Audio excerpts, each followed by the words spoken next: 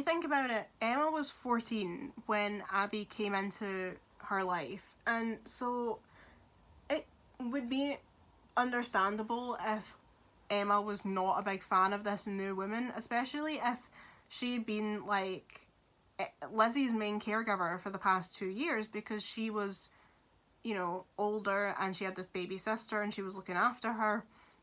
So when another person came in and kind of took over the mothering role, it's understandable that Emma might have felt a bit, you know, put out by that, and she maybe just automatically didn't like this woman who wasn't her mother. She was trying to tell her what to do, and she's thinking to herself, well, you can't tell me what to do because you're not my mother, you're stealing my dad from me. All of the things that children feel when they have a replacement parent figure in their life after, you know, a death or a divorce, whatever. So I think it's easy to kind of speculate that Emma might have been the driving force behind Lizzie's turning on Abby, her stepmother, because Lizzie might have had a perfectly normal relationship with Abby growing up, and then Emma was kind of like saying things like, she's not our real mother, you shouldn't be listening to her, like, you don't need to do what she says, she's not in charge, she's just here to steal all of our money, she's trying to take dad away from us. And we kind of see a bit more of that in the next song, about that kind of way that Emma can quite easily lead Lizzie astray. And I think we don't have absolute evidence that that happened, but I find it quite easy to believe that that was possibly it. That being said, like I mentioned earlier, like Emma was quite positive about Abby and the family and her testimony, and that could have just been a lie to make Lizzie look better, or it could be that the way that she felt about Abby had changed over the years. She was in her 40s by now, maybe she just completely got over it, but Lizzie never had. You know, she might have had that influence on Lizzie when they were younger, but now that she's in her 40s, she's a grown woman, she doesn't really care anymore, you know, what her father does with his life and who he's married to. But Lizzie possibly never let go of that resentment because she was a bit younger, so we don't know. But I do think that that is probably historically accurate to an extent. In terms of the narrative of the musical, this is quite an important moment, because this is the first time we really get to hear someone make a comment about what will happen if either Andrew or Abby dies. At the end of the song,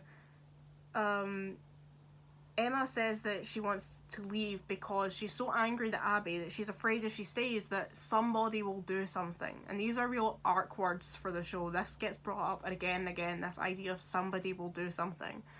And she's saying that she's so angry that she's worried if she sticks around she might hurt Abby or Andrew.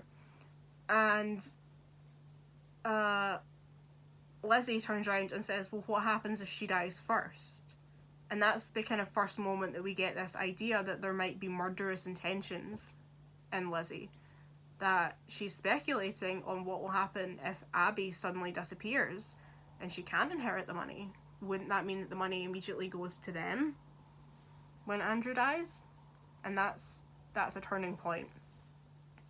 It's also, there's a few other things that happen in the song. We find out that Lizzie and Alice fell asleep in the barn together, so that kind of furthers the idea of their relationship, as well as Emma decides to leave the home for a while and go and visit her friends in Fairhaven and kind of try and get her head straight after this big revelation about the will.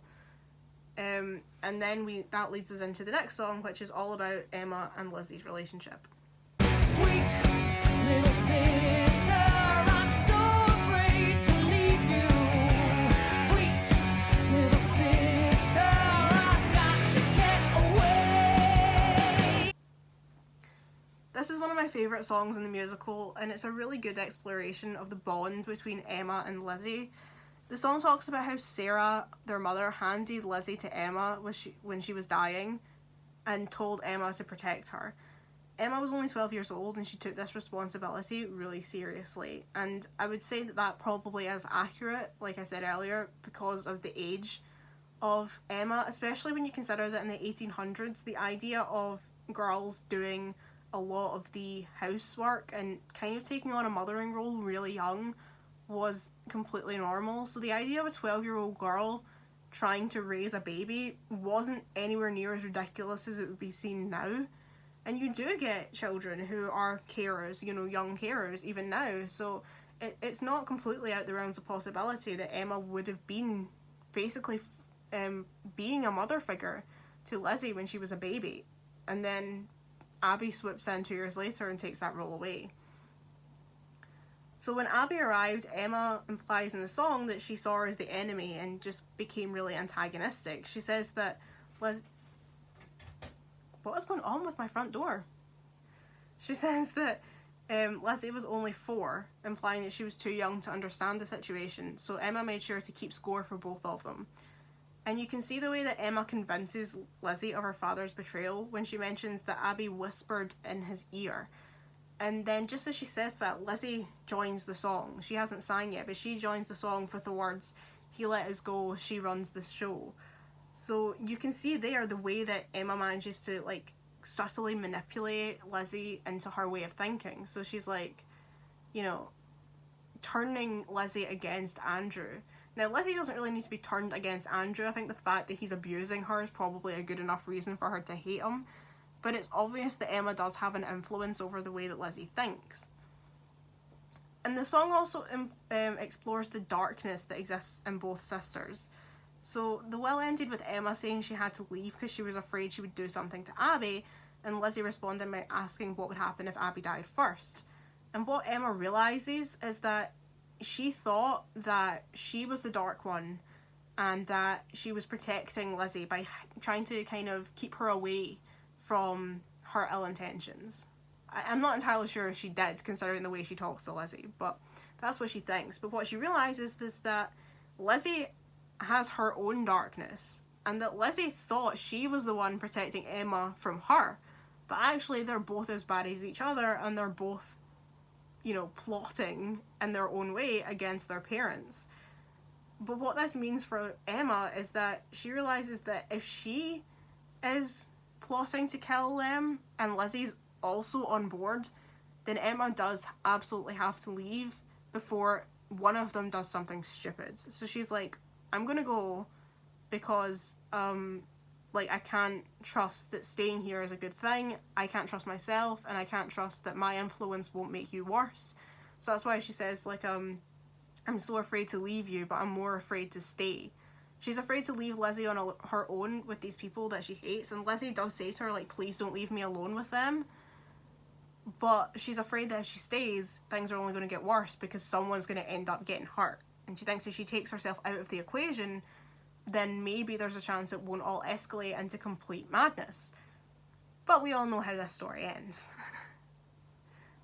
What we do see, though, is that despite all of this kind of, you know, manipulative speech and this darkness that exists in them, the sisters are completely devoted to each other.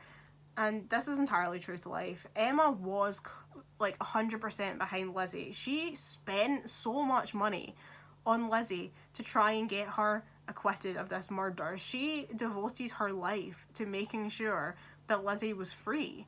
And after the trial, they actually lived together for years. Like, neither of them married, neither of them ever moved out to live with anyone else. They stuck together like glue. And unfortunately, it did end because they had a massive fallout and then didn't see each other for years, and they never saw each other again before their deaths.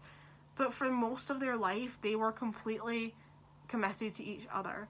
And that's what I really love about this song, is it perfectly portrays that devotion that these two had to each other. That even though they might have both been murderous, and we don't know, but they might have both been, you know, axe murderers at heart, they were also incredibly close, and they were each other's rock in life. So they were sort of like the Winchesters, you know? They just spent all of their life together, and they, you know, there wasn't anything else that could separate them. They were just completely devoted until they fell out. But, you know, we'll let that one slide. Shadow cane and velvet grass, sorghum and white clover. Shadow cane, velvet grass, sorghum and white clover. This is my favourite song in the show. I just love it so much. And it's all about how to make a poison.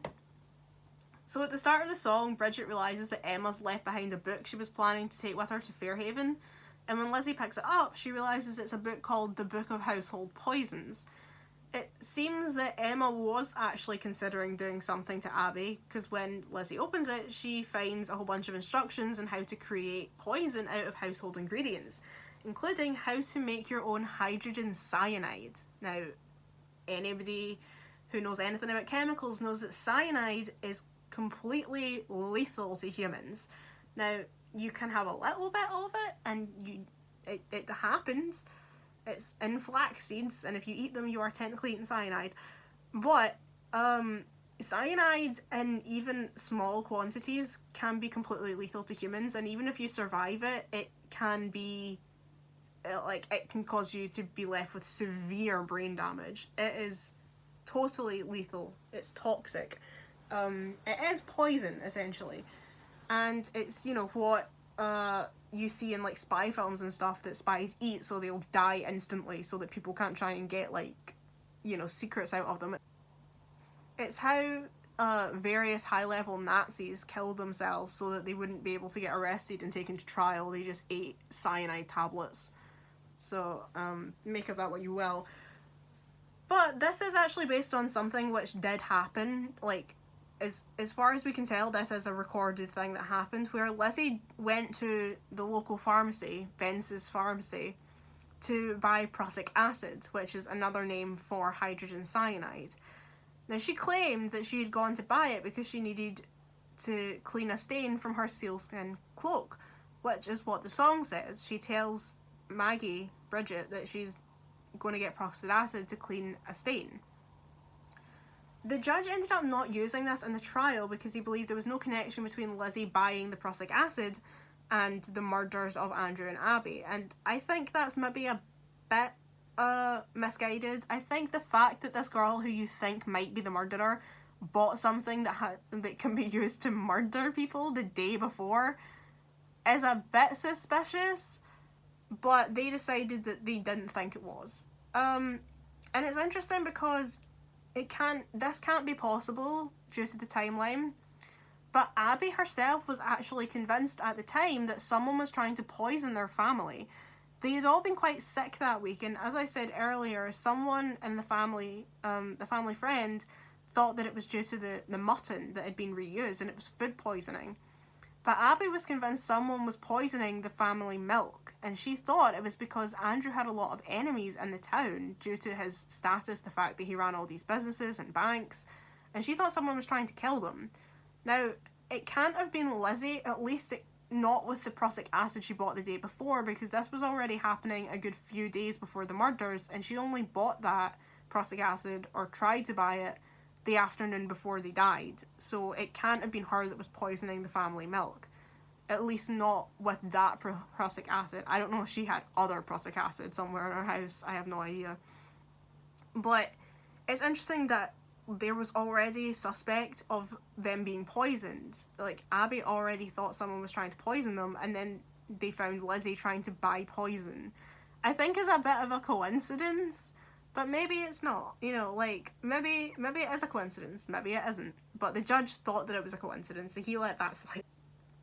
Out of sheer interest, I looked up to see if there was such a book called The Book of Household Poisons. I don't think that's a particularly good thing to have, but I was interested. That book in particular doesn't exist, but there are actually books about household poisons on Amazon, so there you go. I don't know if you can make hydrogen cyanide from household ingredients the way the song implies, but actually after I heard this song I did a lot of googling into the different things that are listed in it, because I had no idea that these things included cyanide, and actually they do. All the things listed in the song have cyanide in them, and they're really interesting. So apparently if you eat even 1 or 2 crushed cherry stones, you can die from cyanide poisoning. I don't know why you would ever eat a cherry stone, but don't.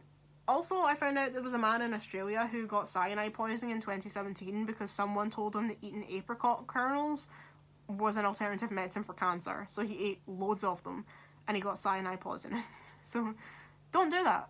It's not an alternative medicine for cancer. Don't eat apricot kernels. You'll get cyanide poisoning. And honestly, if you're already suffering from cancer, you don't want cyanide poisoning on top of that. That's not going to make you better. Just throwing that out there. We were all sick, all but Maggie. The milk. I think our milk might be poisoned. So this is another monologue piece. It's called The Milk, and in this scene Alice comes to visit Lizzie to see if she can spend time with her, but Lizzie says no because she needs to get to the pharmacy. And she starts telling Lizzie all about how the family are sick and how Abby thinks someone's poisoning the milk. Alice points out to Lizzie that that sounds ridiculous because nobody would be so stupid as to poison milk in broad daylight, and if they did, someone surely would see them. But Lizzie is pretty sure that someone is poisoning the milk. As I said in the previous song, the family were all ill the day before the deaths, and it was wondered, whether they'd been poisoned, but the investigation revealed that there was nothing wrong with the milk, and an autopsy on Andrew and Abby's body showed they had no poison in their systems. So, as far as we can tell, they hadn't been poisoned. It did seem to be something else that was making them sick. I don't know then if there ever was poison involved, or if Lizzie ever was trying to poison them, but in any case, when they died, they had no poison in their systems, and it definitely wasn't the milk that was the problem, so that's all we can really say about that. None of this is really addressed in the show, but that's just some background information. Will you lay next to me in the shade of the tree? We then move on to another chapter in the Lizzie-Alice love story. Lizzie opens the song saying that she fears somebody will do something, bringing back those words that appear throughout the show. But this time she's talking about someone else. She doesn't mean her or Emma. She's saying that because of the whole poison in the milk incident, she's afraid that somebody will do something to the Bordens. And this is historically accurate because Alice testified that Lizzie had told her that she wanted to sleep with one eye open because she was afraid that something was going to happen to the family. Now, whether she said this because she was planning to hurt them and she was trying to build, an alibi, or not an alibi, but trying to make it seem as if it was someone else, or whether she was just genuinely scared, I don't know. But what she's trying to do in this scene, because we know that the Lizzie in the show is a murderer, she's trying to get Alice off the track. She's trying to convince her that something is going to happen to them, but it's not going to be her that does it, Other than that, this song really just exists as Alice's anguished declaration of love to Lizzie, which, as we've established, has no historical basis, but it's a pretty song, and Alice says that she'll sleep with one eye open to keep Lizzie safe, and I'm pretty sure that in the stage version they kiss at the end of this song, so they are definitely a couple at this point.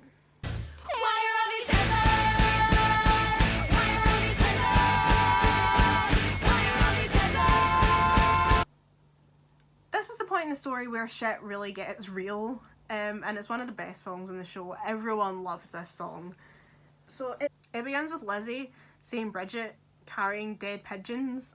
I assume, considering there isn't really a lot of set piece in the show, I don't think she's actually carrying anything, but the implication is that Bridget is carrying dead pigeons, which are of course the pigeons that Lizzie has in the barn that she likes. And Lizzie's shocked and she says, "Maggie, what do you have there?"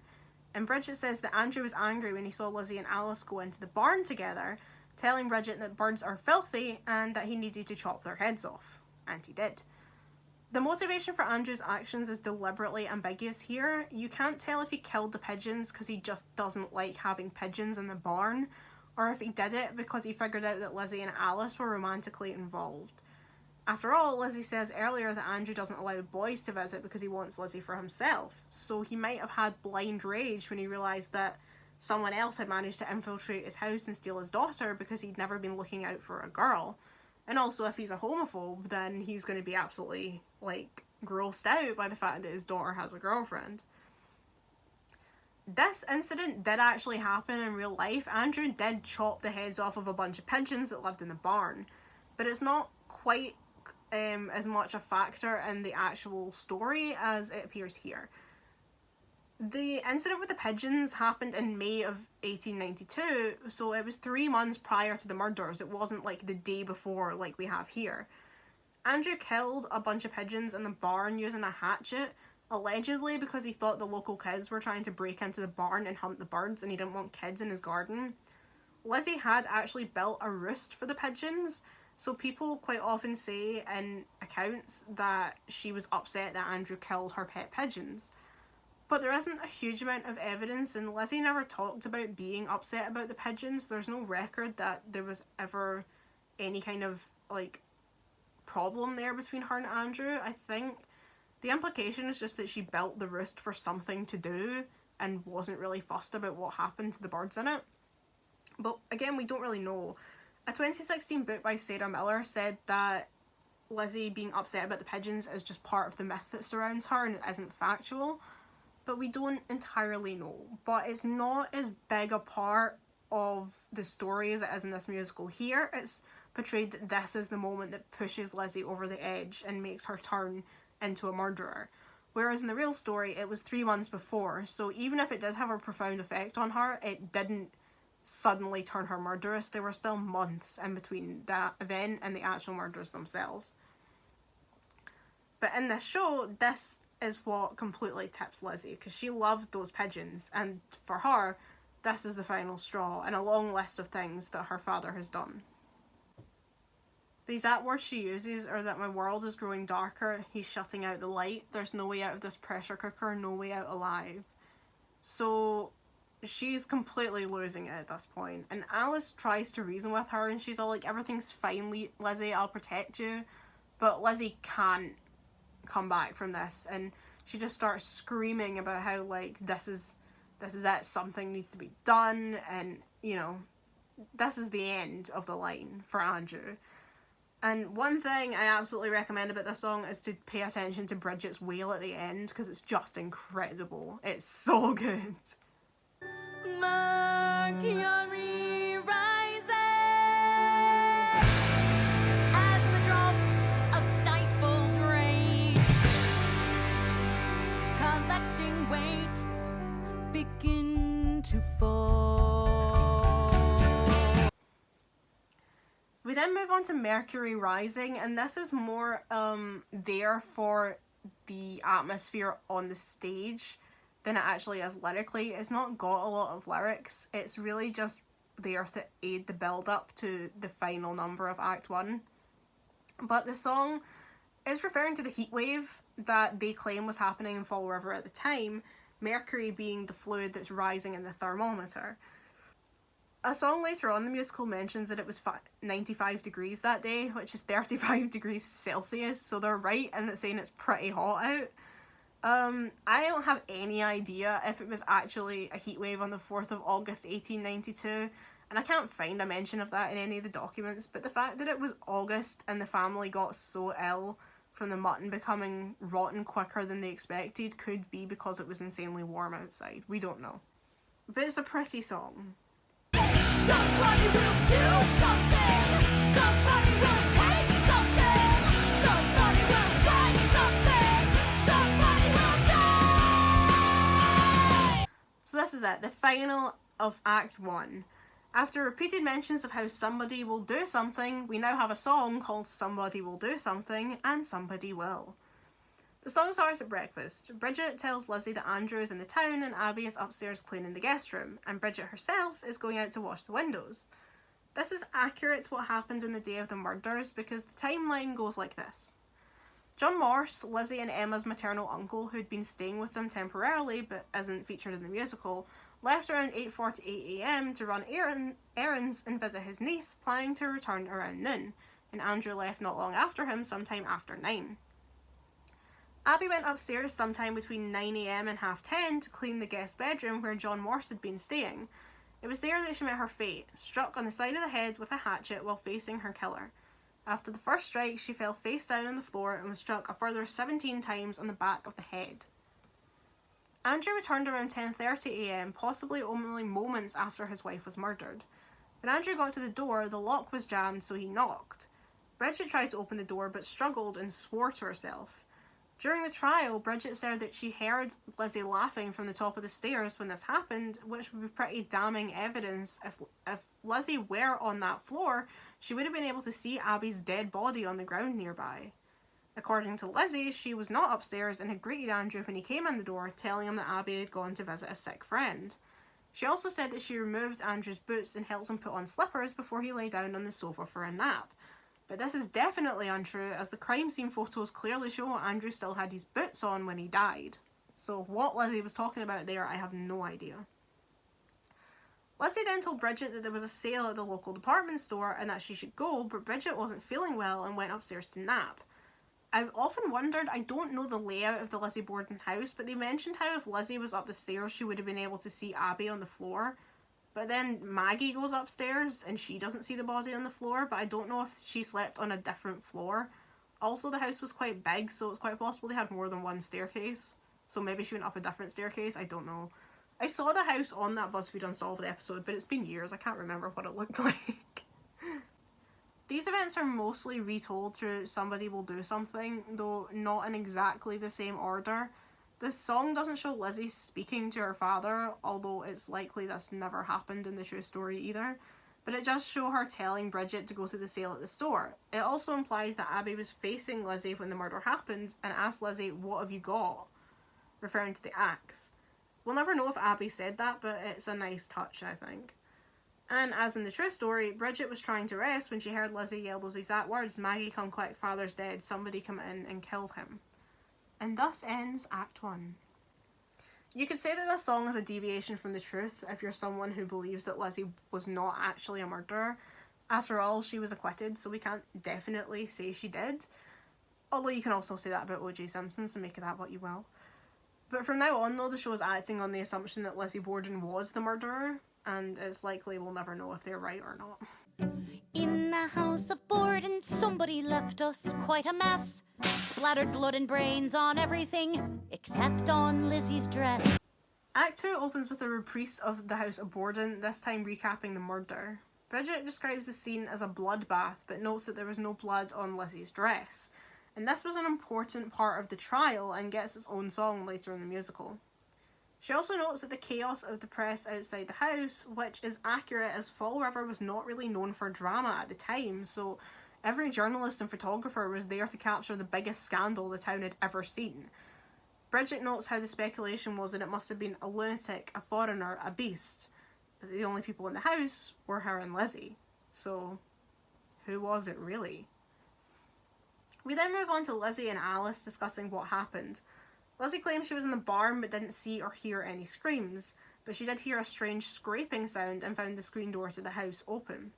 This was Lizzie's actual testimony during her initial police interview, although it changed repeatedly.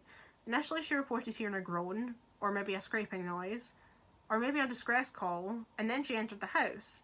But then 2 hours later she told police she'd heard nothing and entered the house not realising that anything was wrong. Even from this short scene, we can see that Lizzie's story is already becoming muddled, which Bridget acknowledges, that she's spinning quite a yarn. Although interestingly, in the real story, and it's not mentioned in the musical, but Dr. Bowen, who was the family doctor, said that he thinks he might have actually been the cause of Lizzie's continually changing initial statements. He apparently, when he got to the house, because he was the one who came to check if they were definitely dead, although I think when someone's entire face has been mashed in with an axe, it's pretty likely that they're dead, but you know. He came round to check, you know, what was going on, and Lizzie was apparently in a total state, like having a complete panic attack. She was freaking out, so Dr. Bohm gave her morphine to try and calm her down and sedate her a bit. And he thinks that because she was on morphine, which can make you, you know, anybody who's ever seen like one of these ambulance TV shows where you have to give someone morphine, people do sometimes come out with really bizarre things when they're on really high pain medication. And he thinks it might have been the amount of morphine that she had that made her kind of not make sense during her police interviews and just kind of say random things. So there's a good chance that actually her initial police statements being contradictory wasn't actually any sign that she was suspicious. She might still have been suspicious, but there's a good chance that that wasn't the reason, although it's not mentioned in the What the fuck? What the fuck? What the fuck? What the fuck now, Lizzie? Well, he ain't crawling back in the bed now, is he? This is a bloody fantastic song, and it sees Emma return to the house for the first time since she left early in Act 1. Her immediate response to the scene is, "My sweet little sister, what have you done?" This song is very much a response to Sweet Little Sister, and where that song exposed that the sisters had murderous intentions, in this song, Emma's returned to find that Lizzie's actually committed the murder now, and not just by killing Abby, but their father as well.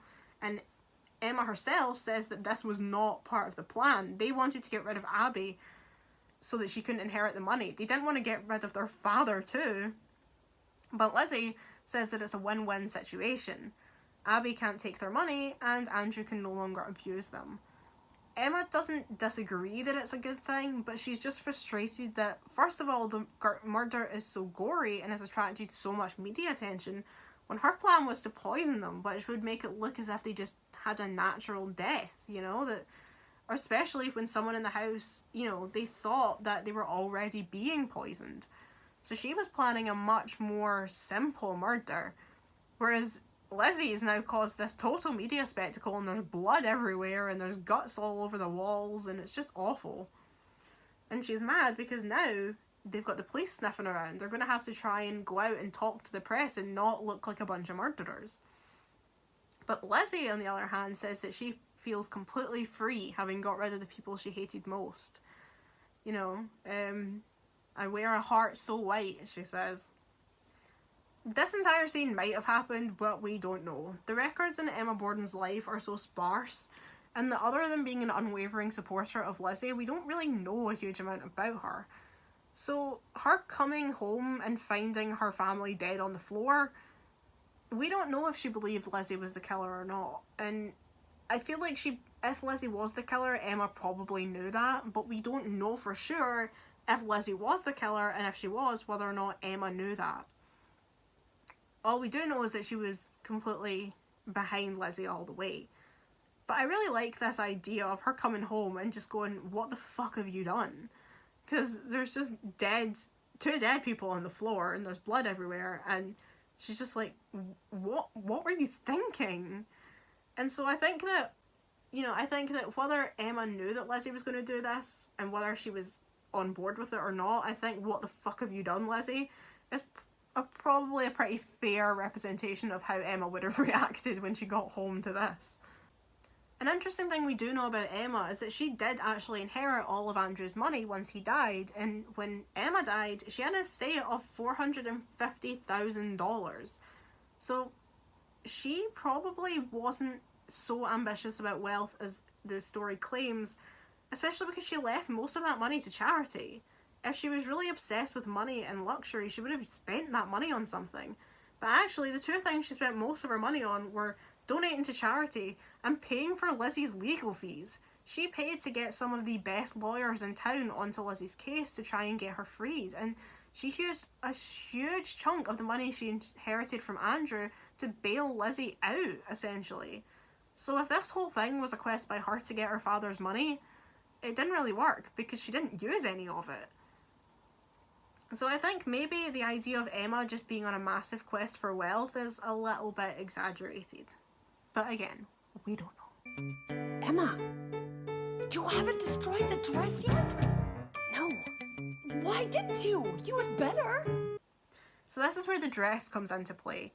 In the real story, Alice came into the kitchen in the morning of the 5th of August to find Lizzie tearing up a dress. Lizzie told Alice she was going to burn the dress in the fire because it was covered in paint. But the speculation was that the dress was actually covered in blood and Lizzie was trying to destroy evidence.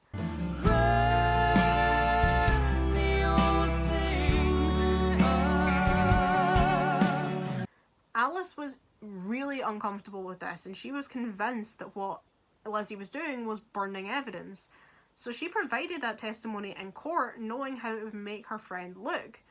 However, the prosecution didn't see it as evidence because, one, they couldn't prove that Lizzie was actually wearing the dress on the day of the murders, and two, they couldn't prove that what was on it was actually blood, and so they couldn't say for sure that Lizzie burning it was her trying to get rid of evidence if they didn't know if the dress was evidence to start with. Again, I feel like these days you probably wouldn't get away with that, but at the time, they did. So this particular song just recounts the story about burning up the dress and the fact that Alice is quite skeptical about the whole thing, and she's starting to doubt Lizzie's innocence at this point. Answering questions, questions, more and more questions, questions, everyday questions, questions, filling my mind with questions. This is followed up by the song Questions, Questions, which is sort of a retelling of all of the way that they were interrogated by the police in the days after the murders. Alice starts by scorning Lizzie for burning the dress because the police are asking questions about it. It then recounts the questions asked by the police, many of which did actually appear in the formal investigation at the time. And it mentions a bunch of accounts from the real story, such as how the groan later became a scraping, how Bridget talked about there being a laugh on the stairs, the statement that Bridget made at the testimony about how the family never shared meals. These all appear during the song, and it's quite a good recap of a bunch of little details that haven't appeared in the story so far because they don't really fit. They've sort of put them all into this song so you can hear that there are other elements to this story that we haven't covered yet, or won't cover, but that there were other pieces of evidence involved in why Lizzie was suspected of these murders. Will you lie here for me with your lips silently? Will You Lie is sort of a reprise of Will You Stay, and it's quite an interesting play on words because in Will You Stay, Alice said, "Will you lie here with me in the shade of the tree?" meaning like, will you lie down with me in a romantic fashion? But here, Lizzie uses those words back at Alice and says, "Will you lie here for me? Will you lie to the police about where I was? Will you lie about what you know and cover for me, you know, because you're my friend and you care about me?" But Alice is completely against it. Lizzie says, you know, "You have to be silent, keep my secrets. You promised that you would keep my secrets." And Alice says that she knows the truth and she's not going to lie to the police. And this is pretty much accurate because Alice did tell the police that she saw Lizzie burn the dress and then brought it up again at her trial and was really defiant about it. "I saw Lizzie Borden burn that dress." And it was actually this evidence presented by Alice to the grand jury in November of 1892 that caused Lizzie to be indicted for the murders in the first place. Like, it was that specific piece of evidence that led them to declare that she had to go on trial. They might have just threw the whole case out without that, but Alice essentially caused Lizzie to be indicted. And whether she did that because she didn't feel comfortable lying under oath, or whether she just genuinely felt that Lizzie was a murderer and deserved to answer for her crimes, we don't know.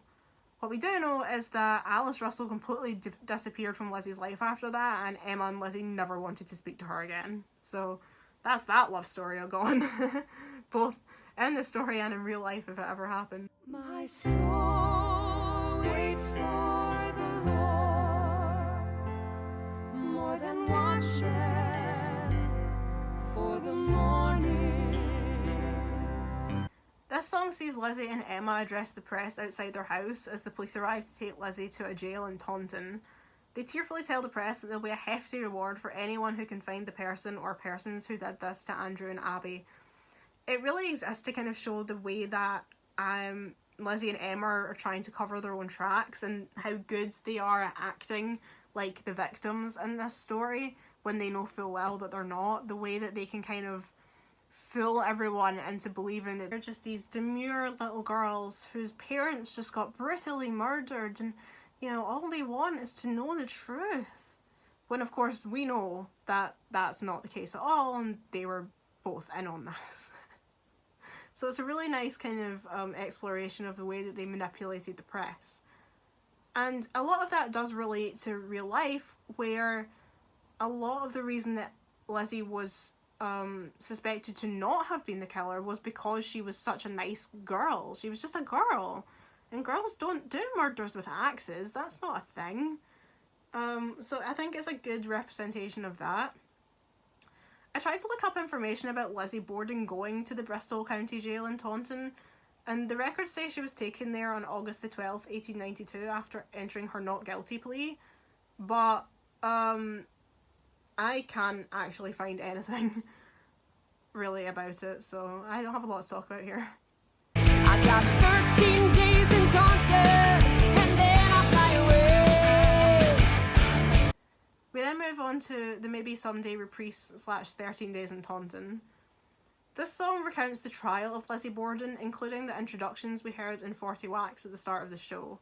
The trial actually took place in June 1893, though the show moves it forward to skip the months of administrative proceedings where nothing was actually happening. I'm assuming that Lizzie was in jail the whole time from August of the year before to June, meaning it was a lot longer than 13 days, but whatever. There were far more people involved in the trial than just Alice, Emma and Bridget, including Dr. Bowen, who was mentioned in Shattercane and Velvet Grass, Hannah Gifford, a seamstress, and Adelaide Churchill, a neighbour. Some of their testimonies are incorporated into Alice, Emma and Bridget's speeches during the song. Alice mentions the trouble Lizzie had with her stepmother, which was a statement that Hannah and Gifford made, saying that Lizzie called Abby a mean, good-for-nothing thing. That was the comment I mentioned earlier that I couldn't remember. Adelaide mentioned a light blue dress with a diamond figure on it that she'd seen Lizzie wearing, but did not recall any blood on the dress. This is the dress that she was allegedly burning, and that also appears in the song, them talking about the dress with the diamond figure on it. Alice's real life testimony actually stated that Lizzie had used the words, "I feel afraid something's going to happen, I want to sleep with one eye open," as the previous songs in the musical mention, and Alice mentions again during this song. Alice also, both in reality and in the song, mentions having witnessed Lizzie burning the dress that was allegedly covered with paint. During the song, Bridget refers to the part of the story not covered in Somebody Will Do Something, where Andrew gets locked out of the house and Bridget hears Lizzie laughing on the stairs. In the real trial, Bridget backpedaled on this and claimed that she'd been mistaken, and on her deathbed she told her sister that the reason she backpedaled was because she changed her testimony to protect Lizzie. Emma deflects through her questioning in the song, and it seems to be sort of accurate. Emma was trying to be as truthful as possible, so she didn't really want to use anything that could come across as suspicious, so she tried to kind of use her excuse of being in Fairhaven to say that she couldn't have known what was happening on the days leading up to the murder. Also, in her real testimony, she asserted that the relations in the Borden house were cordial, and despite some resentment over Andrew gifting a house to Abby's family, there wasn't actually any real discord that would lead to this happening. In Lizzie's portions of the song, in between the testimonies, she recaps her time in jail and once again uses the bird motif, saying that once she's out of Taunton she will fly away, and she follows this up in the next song. One thing the song doesn't mention is Lizzie fainting during the trial, which I just think is an interesting piece of information. Thomas Moody, who was the attorney for the prosecution, actually threw Andrew and Abby's real skulls down on the table in front of him, which caused Lizzie to pass out from shock. Now, I don't know if he was doing that to mess with her head, or to upset her, or to see if she would not react, but who doesn't react to a live human skull being thrown at you? Like, yeah, I really think they should have included that in the song, because that's definitely one of the most interesting parts of the trial. As in the song, Lizzie Borden was ultimately declared not guilty due to a combination of lack of physical evidence tying her to the murders and the contradicting and ever-changing witness accounts. The defence argued that there is not one particle of direct evidence in this case from beginning to end against Lizzie A. Borden. There is not a spot of blood, there is not a weapon that they have connected with her in any way, shape or fashion. The jury came to their verdict after 90 minutes, and Lizzie let out a cry of joy when she heard the decision before Emma came running over to hug her. And all Lizzie said was that she wanted to go back to their home.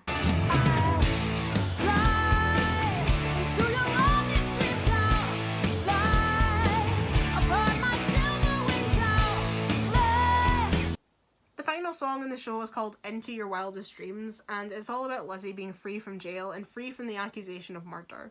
She once again uses the bird motif, saying she will fly away upon her silver wings, just like she mentioned earlier on in the show. And the other women sing a reprise of The Soul of the White Bird as Lizzie lavishes in her freedom. And then the show finally ends with a reprise of 40 Wax as the curtain falls, which I personally take to mean that Lizzie has embraced her status as an American legend that will be passed down through the years. 2, 3, 4! Lizzie Borden.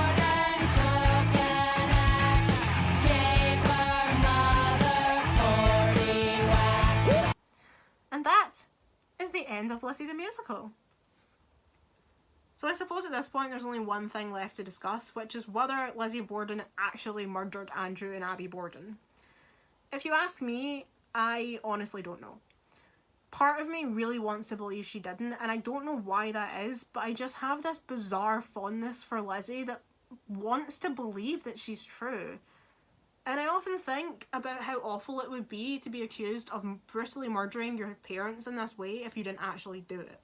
It's the same way that sometimes I feel like how awful it must be to be the McCanns if you actually had nothing to do with your daughter's disappearance and the whole world thinks you did. But ultimately, we don't know.